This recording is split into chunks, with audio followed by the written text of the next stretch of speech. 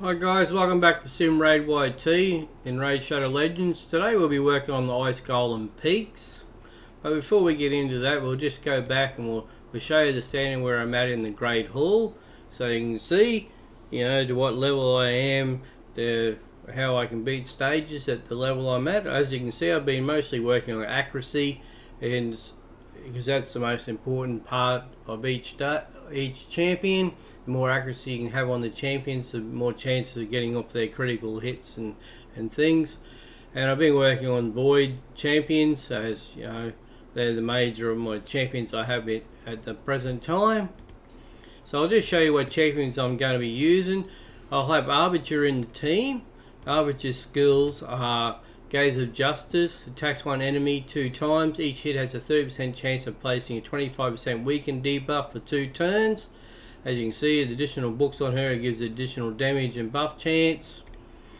Places a 50% increased attack buff on all allies for 2 turns and fills the turn meters of all allies by 30%. Heals all allies by 25% of their max HP if they have less than 50% HP. And the Enforce attacks all enemies 1 time, has a 75% chance of decreasing the duration of all enemies' buffs by 1 turn. And then the Destinies revives all dead allies to 35% HP, then fills the turn meters of all allies by 20%. Grants an extra turn on this champion if any ally was successfully revived. So that's why I have Arbiter in the team. So if other champions die, she can bring them back to life. We'll have Mother Cybele as well. Now, Mother Cybele, she's in here for her skills of attacks all enemies, has a 25% chance of placing a 30% decreased speed debuff for 2 turns. Also fills this champion's turn meter by 15%. Uncanny Transfer, if this champion has equal to or higher than targets after the swap, fills the champion's turn meter by 40%, places a 30% increased speed buff on this champion for 2 turns, and places a block damage buff on target ally for 1 turn.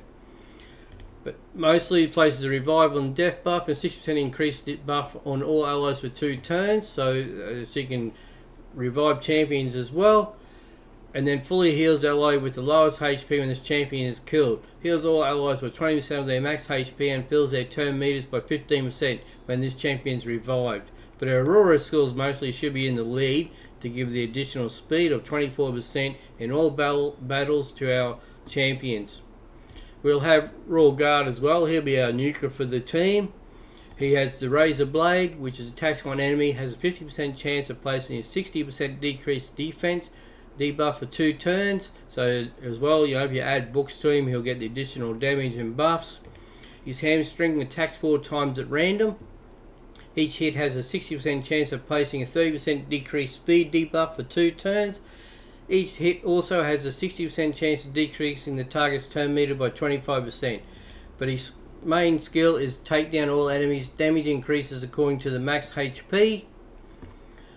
As well, we will have Madame Ceres in the team, just for her skills and buffs and debuffs. Attacks one enemy, has a 20% chance of placing a fear debuff for 1 turn. This chance increases to 30% if the target is under 1 debuff. This chance increases to 45% if the target is under 2 or more debuffs. Removes all buffs from enemies, places a 50% decreased attack debuff and 60% decreased defense debuff on all enemies for 2 turns. So this is our most crucial role, is this Midnight Ritual.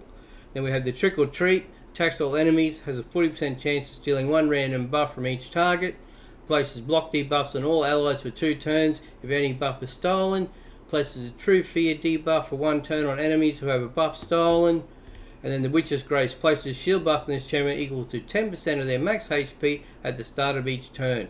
When attacked while under a shield buff, has a 35% chance of placing a fear debuff on the attacker for 1 turn. And then we have Armiger. Now, Armiger's skills are attacks one enemy, decreases the turn meter by 30% if this attack is critical. And then we have him Lay to Rest. Attacks one enemy, and enemies killed by this skill cannot be revived. So we'll have Armiger in the team so he can work on the minions, and hopefully he gets the last hit on a minion next to the boss, so he can stop them from reviving. We'll have a look at the masteries. Now I have him set up in offensive gear and support. Now his offense will make it quick, it gives additional crit rate, increases the damage inflicted for 5%.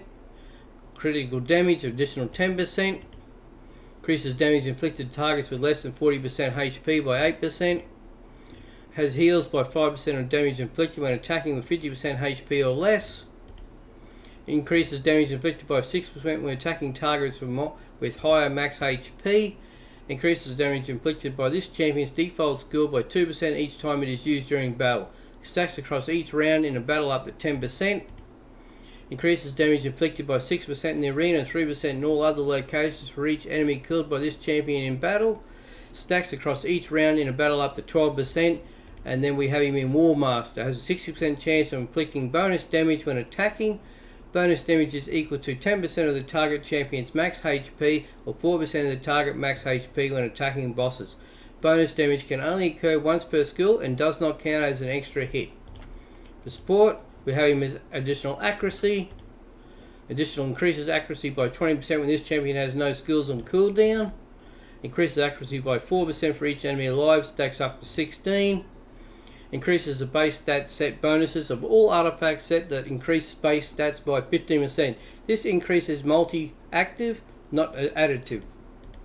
Then we have decreases the target turn meter when this champion hits them with the default skill for the first time.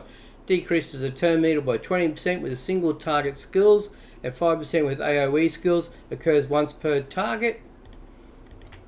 And then we have increased speed by 8 for each dead ally, stacks up to 24. Now the reason we have all the accuracy on him is we want that accuracy. So we have him at 257. Now we work on accuracy of 10 per level. So say if we're doing level 10, we want to have 100 accuracy. It gives more chance of his crit rates to work. And of course you want to have 100% accuracy in his crit rate, but I've gone over that just because of the items I'm using. And as well, accuracy, so he has 257, so he should be good up to level 25 for his skills to work. Well, the champions will show. Madame Ceres, her masteries as well. We've set her up in defense because it's, you know, to keep her alive as long as possible. Additional defense there. Decreases damage received from AoE attacks by 5%. Decreases the damage received by 10% of this champion has stun, sleep, fear, true fear, freeze, petrification, debuffs. Has a 50% chance to remove one random debuff from this champion when those lose 25% of their max HP or more from a single enemy skill.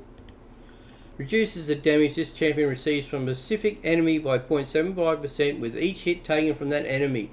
Damage reduction stacks up to 6% from each enemy.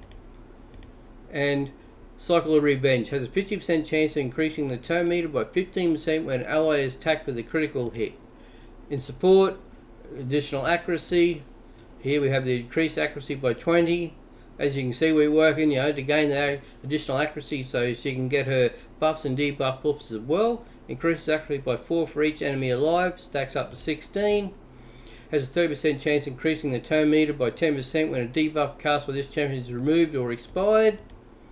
Increases the base stats set bonuses of all artifact sets that increase base stats by 15. This increases multi-active, not additive. Decreases the target's turn meter when this champion hits them with the default skill for the first time. It decreases the turn meter by 20% with single target skills and by 5% with AoE skills. Occurs once per target. Increases the chance of placing any debuffs from skills or artifacts by 5%. It will not increase the chance of placing stun, sleep, freeze, fear, true fear, provoke or petrification debuffs. As well, we have Master Haxer. Has a 30% chance to extend the duration of any debuff cast by this champion by 1 turn. It will not extend stun, sleep, freeze, provoke, fear, true fear, bomb or petrification debuffs.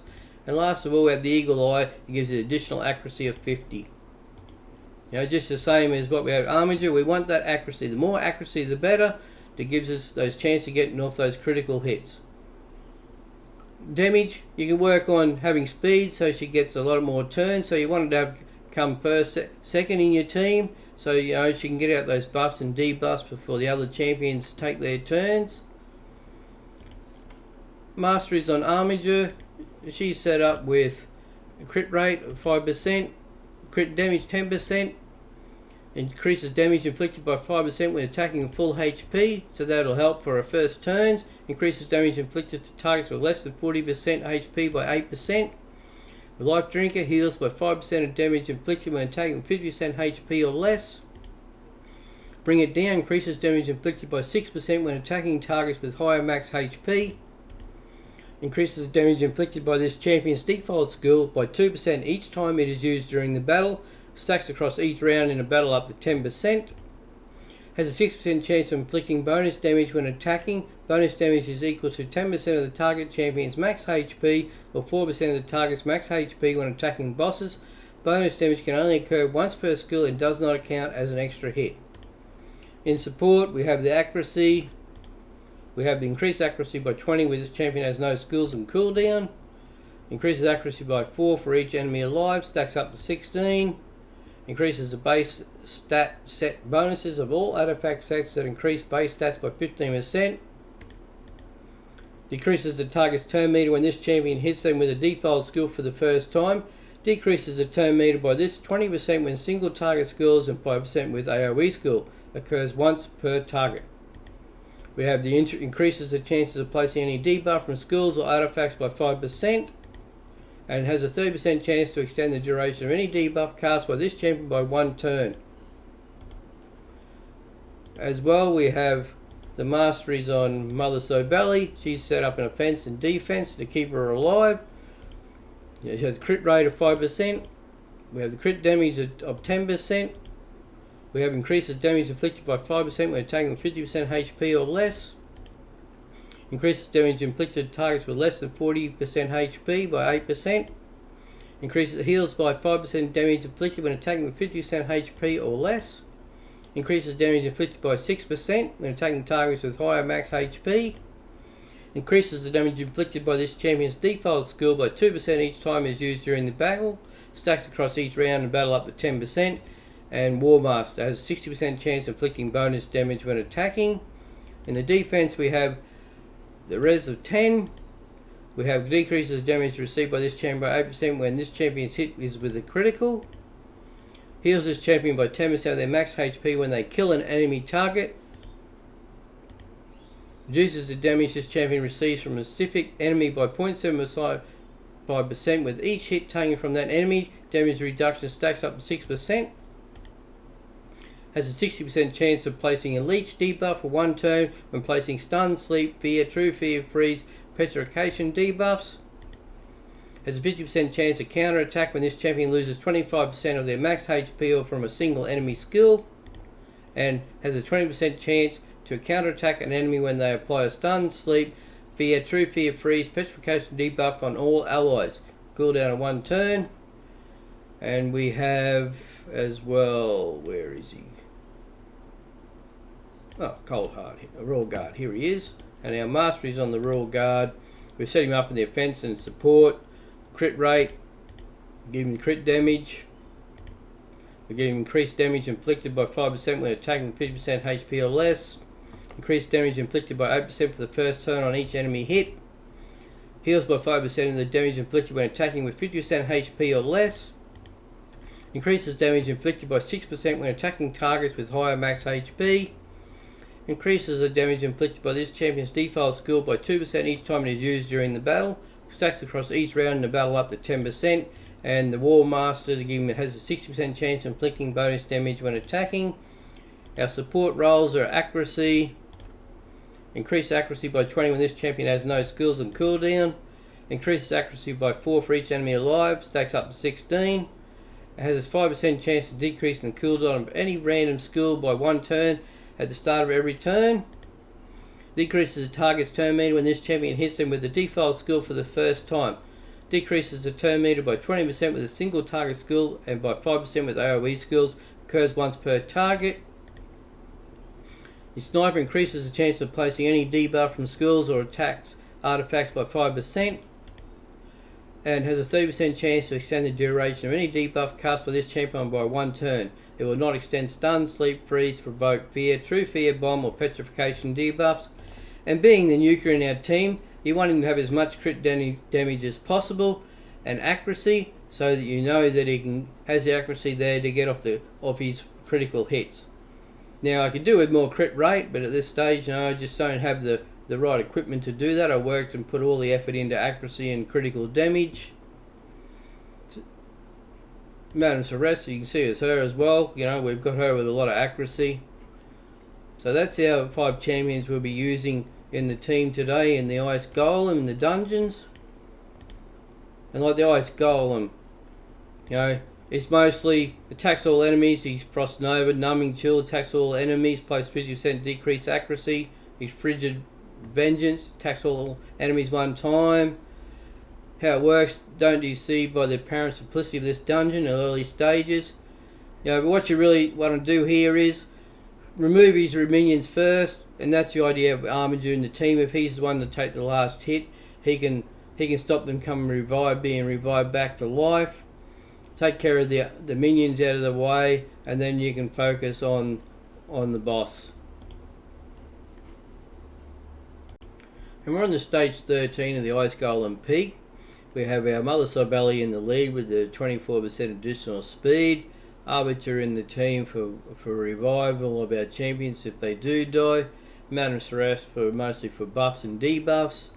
We have Royal Guard as our nuker to do a lot of damage. And Armiger, he's there, he can do some turn meter control on the boss and block revives on the minions. So we'll jump straight into stage 13. Mother Cybele will go first, so she's got the most speed in our team. Then we come through and follow with our buffs and debuff champions, and then our nukers behind them. Because that's what we want to do. We want to set them up as your buff debuff champions have more speed than your nuker champions, so all the buffs and debuffs are out there for when your nukers come in to do their damage. As you can see, we're putting decreased speed, decreased turn meter moves, skills out here. And the idea of that is then it gives our champions additional turns.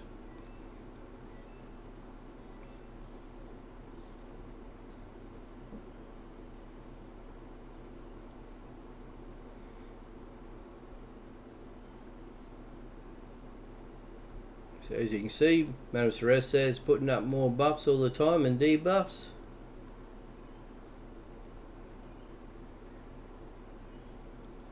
Armiger here's put one block revive on one of the minions, so that's a lot more beneficial for us. There's less damage we can take.